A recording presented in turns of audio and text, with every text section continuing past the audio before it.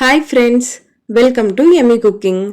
இன்னைக்கு நம்ம Yummy Cookingல தீபாவளி ஸ்பெஷலா நம்ம எல்லாருக்கும் ரொம்ப பிடிச்ச குலோப் ஜாமுன் எப்படி செய்யறதுன்னு பார்க்க போறோம். குலோப் ஜாமுன் நல்லா சாஃப்டா விரிசல் இல்லாம எப்படி செய்யறதுன்னு பார்க்கலாம். நான் இன்னைக்கு MTR இன்ஸ்டன்ட் மிக்ஸ் வச்சு தான் குலோப் ஜாமுன் செய்ய போறேன். உங்களுக்கு எந்த பிராண்ட் பிடிக்குமோ அதை வாங்கி நீங்க யூஸ் பண்ணிக்கோங்க. இப்போ இதை கட் பண்ணிட்டு ஒரு பவுலுக்கு மாத்திக்கோங்க. இப்போ இதுல கொஞ்சம் கொஞ்சமா தண்ணி சேர்த்து நல்லா சாஃப்டா பிசைஞ்சு எடுத்துக்கலாம். ஒரேடியா தண்ணி சேர்க்காம கொஞ்சம் கொஞ்சமா இந்த மாதிரி தண்ணி சேர்த்து நல்லா மிக்ஸ் பண்ணி விட்டுக்கோங்க. தண்ணி அதிகமாயிடுச்சுன்னா நமக்கு குலோப் ஜாமுன் கரெக்டா வராது. அதே டைம்ல தண்ணி கம்மியாயிடுச்சுனாலும் ரொம்ப ஹார்ட் ஆயிடும், கரெக்டா வராது. அடுத்து நீங்க மிக்ஸ் பண்ணும்போது ரொம்ப அழுத்தி மிக்ஸ் பண்ணக்கூடாது, மெதுவா மிக்ஸ் பண்ணணும். நீங்க மிக்ஸ் பண்ண எல்லாம் சேர்ந்து கரெக்டான பக்குவத்துக்கு வந்துடும். இப்போ பாருங்க, இது நல்லா மிக்ஸ் பண்ணியாச்சு. கையில பாருங்க கொஞ்சம் கூட ஒட்டவே இல்லை. மாவு பாருங்க இந்த அளவுக்கு நல்லா சாஃப்டா இருக்கணும். அப்போதான் நமக்கு குலோப் ஜாமுன் நல்லா பெர்ஃபெக்ட்டா கிடைக்கும். இப்போ இது ஒரு 10 நிமிஷத்துக்கு தட்டு போட்டு மூடி வச்சிடுங்க. இது நல்லா ஊறட்டும். அதுக்குள்ள நம்ம சக்கரை பாகு ரெடி பண்ணிடலாம். சக்கரை பாகு செய்யறதுக்கு அந்த பாக்கெட்ல 800 கிராம் சுகர் எடுக்க சொல்லி மென்ஷன் பண்ணிருப்பாங்க. இவ்வளவு சுகர் எடுக்கும்போது உங்களுக்கு சக்கரை பாகு மீந்துடும். ஒரு பாக்கெட் மிக்ஸுக்கு நீங்க 500 கிராம் சக்கரை எடுத்துக்கோங்க. இது உங்களுக்கு கரெக்டா இருக்கும். இப்போ ஒரு பாத்திரத்துல 500 கிராம் சக்கரை எடுத்துக்கோங்க. இதுல 500 ml தண்ணி சேர்த்துக்கோங்க. சக்கரை பாகு ரெடி பண்றதுக்கு நம்ம எந்த அளவுக்கு சக்கரை எடுக்கிறோமோ அதுக்கு ஈக்குவலான அளவு தண்ணி சேர்த்துக்கணும். அப்போதான் நமக்கு சக்கரை பாகு கரெக்டான கன்சிஸ்டன்சில கிடைக்கும்.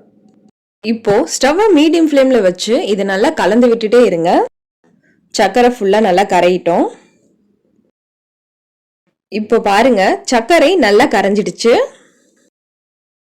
இதுல வாசனைக்காக 2 ஏலக்காய் தட்டிட்டு சேர்த்துக்கோங்க.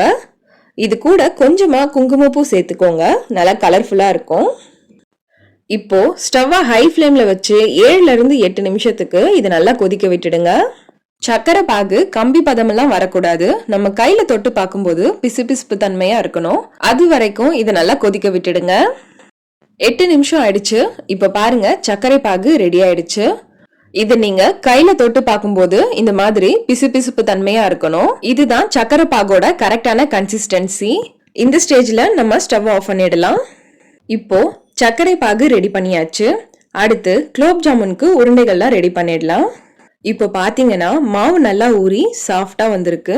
இதை உருட்டுறதுக்கு முன்னாடி கையில லைட்டா எண்ணெய் அப்படி இல்லைன்னா நெய் அப்ளை பண்ணிக்கோங்க. இப்போ உங்களுக்கு தேவையான சைஸ்ல மாவு எடுத்துட்டு உருண்டை ரெடி பண்ணிக்கோங்க. மாவு ரொம்ப கம்மியா எடுக்காம மீடியம் சைஸ்ல எடுத்துக்கோங்க. இப்போ இது உள்ளங்கையில வச்சு நல்லா அழுத்தம் கொடுத்து இந்த மாதிரி உருட்டிக்கோங்க. அப்போதான் நமக்கு குலோப் ஜாமுன் விரிசல் இல்லாம வரும். ஃப்ரை பண்ணும்போது உடையாம இருக்கும். விரிசல் இருந்ததுன்னா குலோப் ஜாமுன் உங்களுக்கு ஃப்ரை பண்ணும்போதே உடைஞ்சிடும். இப்ப பாருங்க இந்த மாதிரி விரிசல் இல்லாம எல்லா மாவையும் உருட்டி எடுத்துக்கோங்க. இப்போ நம்ம குலோப் ஜாமுனுக்கு உருண்டைகள்லாம் ரெடி பண்ணியாச்சு. இத பாருங்க கொஞ்சம் கூட விரிசல் இல்லாம நல்லா சூப்பரா ரெடி பண்ணியாச்சு. இப்போ இதை நம்ம ஃப்ரை பண்ணி எடுத்துக்கலாம். எண்ணெய் மிதமான சூட்ல வச்சு இதை ஃப்ரை பண்ணி எடுத்துக்கோங்க. இப்போ நம்ம ரெடி பண்ணி வச்சிருக்க உருண்டைகளை 1 by 1 எண்ணெயில சேர்த்துடுங்க. மிதமான தீயில தான் இதை நம்ம ஃப்ரை பண்ணி எடுத்துக்கணும். இப்போ ஒரு ஜல்லிக்கரண்டி வச்சு இதை திருப்பி விட்டுக்கோங்க. மிதமான தீயில தான் இதை நம்ம ஃப்ரை பண்ணணும். அப்போதான் உள்ள நல்லா வெந்து கலர் மாறி வரும். இதை இந்த மாதிரி கலந்து விட்டுட்டே இருங்க. அப்போதான் எல்லா சைடும் ஒரே மாதிரியான கலர் நமக்கு கிடைக்கும். ஹை ஃப்ளேம்ல வச்சு ஃப்ரை பண்ணிட்டீங்கன்னா கலர் உடனே மாறிடும், உள்ள வெந்திருக்காது. இப்போ பாருங்க குலோப் ஜாமுன் நல்லா ஃப்ரை ஆயிட்டு கலர் மாறி வந்துருச்சு. இத பாருங்க வெடிக்காம எல்லா சைடும் ஒரே மாதிரியான கலர்ல வந்திருக்கு. இத இப்ப நம்ம வெளியே எடுத்துடலாம். இப்போ நம்ம ஃப்ரை பண்ணி வச்சிருக்க உருண்டைகளை நம்ம ரெடி பண்ணி வச்சிருக்க சக்கரை பாகுல சேர்த்துடுங்க. சக்கரை பாகும் நம்ம ஃப்ரை பண்ணி வச்சிருக்க குலோப் ஜாமுன் உருண்டைகளும் நல்லா சூடா இருக்கணும். அப்போதான் குலோப் ஜாமுன் சக்கரை பாக நல்லா உறிஞ்சி இருக்கும். இப்போ இதை லைட்டா கலந்து விட்டுட்டு 1/2 மணி நேரத்துக்கு ஊற விட்டுடுங்க. 1/2 மணி நேரத்துக்கு அப்புறம் நீங்க சர்வ் பண்ணலாம்.